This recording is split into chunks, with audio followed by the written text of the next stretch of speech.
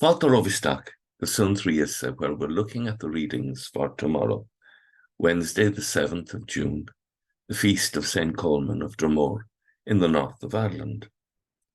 There are nearly 300 saints in Ireland called Colman, the most famous being Colman of Cloyne, Colman of Dromore, today's feast, Colman of Kilmacduagh, and Colman of Linsdisfarne. If you want to learn more, Pádraig Ó Riain, in his excellent book, The Dictionary of the Irish Saints, covers extensively the lives of 60 of them. Colman of Dromore grew up in the Lagan Valley in County Down in Northern Ireland and set up a monastery there at the beginning of the 6th century. He would be regarded as the founding father of the Diocese of Dromore. Readings tomorrow, the book of Tobit. We have the story of Tobit and Sarah, both of them desperate, calling on the Lord for help. And up to this, even though they've been calling, the Lord doesn't seem to have responded. But we see here the greater plan, that God indeed is to respond. But their situation is interconnected in the mind of God. And so God has been waiting while they might interpret that as God has not been hearing or neglecting to respond.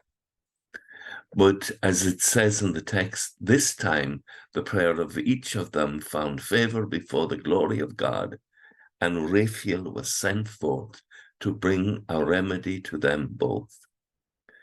The humility to be able to wait on the Lord and to respect the Lord's timing and to maintain faith is reflected in Psalm 24 tomorrow.